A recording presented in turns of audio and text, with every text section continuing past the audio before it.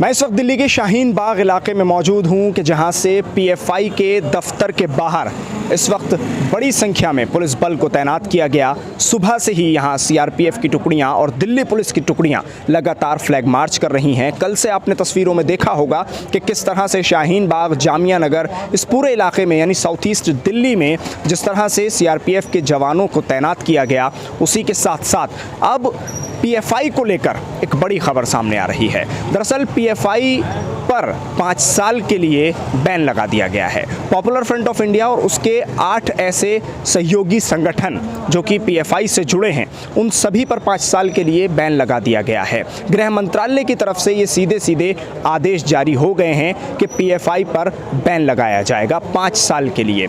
2-3 अहम मामले हैं जो आज आपको बताने हैं यहीं शाहीन बाग से। पहला तो ये है कि पीएफआई को लेकर टेरर फंडिंग की बात सामने आ रही थी, जिसके लिए तमाम जो दफ्तर हैं पीएफआई के, जैसा कि शाहीन बाग का ऑफिस है उसको भी सील कर दिया गया। शाहीन बाग में पीएफआई के दोनों दफ्तरों पर सील लगा दी गई है, दोनों दफ्तरों को सील कर दिया गया है। उसके अलावा शाहीन बाग और निजामुद्दीन दफ्तर को भी इस मामले में सील किया गया। और तमाम जो टेरर फंडिंग के मामले सामने आ रहे थे, जिसमें कहा जा रहा था कि पीएफआई को टेरर फंडिंग की जाती है और देश विरोधी गतिविधियों में पीएफआई शामिल नजर आती है, उसी को लेकर एनआईए की जो रेड हुई थी और ईडी की, उसमें सबसे पहले 100 से ज़्यादा लोग गिरफ्तार किए गए थे। और उसके बाद कल रात जिस तरह से एक दिल्ली पुलिस स्पेशल ब्रांच और स्पेशल सेल की जो रेड हुई है दिल्ली के अलग अलग इलाकों में, यानी टोटल शाहीन बाग को माना जाए और उसके अलावा निज़ामुद्दीन और नॉर्थ ईस्ट दिल्ली के भी कई इलाके इसमें शामिल हैं, कि जिसमें रेड हुई और 35 लोगों को इसमें हिरासत में लिया गया है,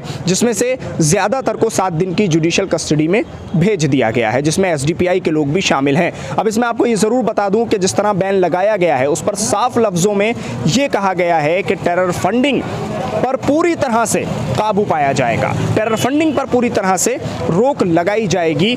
पीएफआई को जो टेरर फंडिंग होती है उस पर पूरी तरह से रोक लगाई जाएगी। तो ये सबसे बड़ी खबर इस वक्त की शाहीन बाग से निकलकर जो सामने आ रही है कि शाहीन बाग में किसी भी तरह का कोई प्रदर्शन, किसी भी तरह से लोगों का इकट्ठा होना, इन तमाम चीज़ों पर रोक लगाने के लिए और इन तमाम चीज़ों पर काबू पाने के लिए, और पीएफआई के ख़ास तौर से जो दफ्तर हैं और जो ऑफिस हैं पीएफआई के, उनके इर्द गिर्द पुलिस का पूरी तरह से डिप्लॉयमेंट ये साफ दर्शाता है, ये साफ दिखाता है कि पीएफआई के दफ्तर के बाहर किसी तरह से भी लोग इकट्ठा नहीं हो सकते हैं। इसीलिए यहाँ डिप्लॉयमेंट किया गया है। पुलिस बल पूरी तरह से तैनात नजर आ रहा है यहाँ पर, और ख़ास तौर से कहा जा रहा है कि किसी भी तरह का प्रदर्शन अगर होता है तो उसके खिलाफ सख्त से सख्त कार्रवाई की जाएगी, क्योंकि जामिया नगर इलाके में इन्हीं तमाम हालात को देखते हुए धारा 144 भी लगा दी गई थी। कल की खबर आपने साफ तौर पे देखी होगी। और अब ये भी कहा जा रहा है कि उत्तर प्रदेश, गुजरात और कई राज्य ऐसे हैं कि जिन्होंने गृह मंत्रालय से ये गुजारिश की थी कि पीएफआई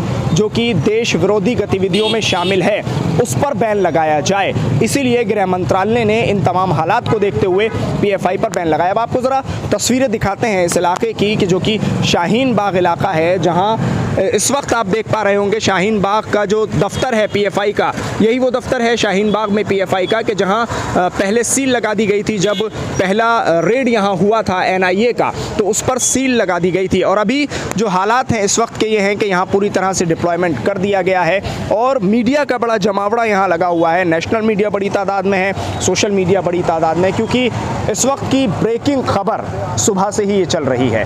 कल की आपको बात बताऊं तो 3 बजे कल शाहीन कौसर को इसी शाहीन बाग के इलाके से, जो कि एसडीपीआई की नेता हैं, उनको भी पुलिस ने हिरासत में लिया था। हालांकि शाम तक उनको छोड़ दिया गया था। और उसके अलावा फरीद अहमद को निज़ामुद्दीन से पुलिस ने गिरफ्तार किया, जो कि अभी 7 दिन की जुडिशल कस्टडी में भेज दिया गया है। बताया जा रहा है कि उन तमाम लोगों को 7 दिन की जुडिशल कस्टडी दी गई है कि जिनको परसों रात यानी उठाया गया था। तो अब देखना होगा कि 5 साल का ये बैन पीएफआई पर जब लगा है, इसके बाद पीएफआई क्या करती है, सरकार क्या करती है, क्योंकि सरकार ने तो अपनी तरफ से साफ लफ्ज़ों में कह दिया है कि टेरर फंडिंग को और देश विरोधी गतिविधियों को सरकार बर्दाश्त नहीं करेगी।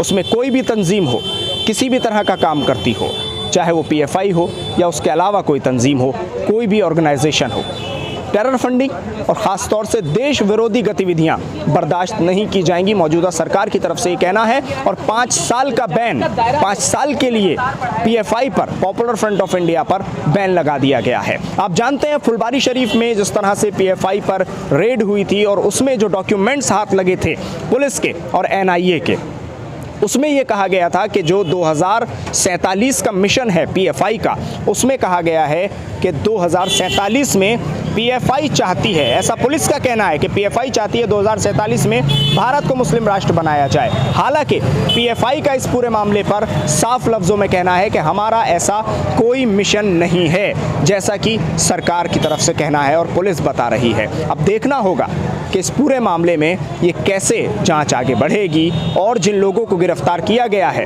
उनके साथ अब क्या होने वाला है। एसडीपीआई के लोग भी हिरासत में लिए गए हैं, तो एसडीपीआई पर भी क्या बैन लगाया जाएगा, क्योंकि पॉलिटिकल विंग है SDPI, social democratic party of India, जिसके लोग अभी हिरासत में हैं। निजामुद्दीन से भी 2 लोगों को हिरासत में लिया गया है एसडीपीआई के। उसके अलावा CFI campus front of India भी, जो कि स्टूडेंट विंग है, उस पर भी बैन लगाया गया है। तो इसी तरह की खबरें इस वक्त निकलकर सामने आ रही हैं और ये कई अहम बड़ी खबरें हैं। इस वीडियो को आप ज़्यादा से ज़्यादा शेयर करें ताकि और लोगों तक मामला पहुंच सके।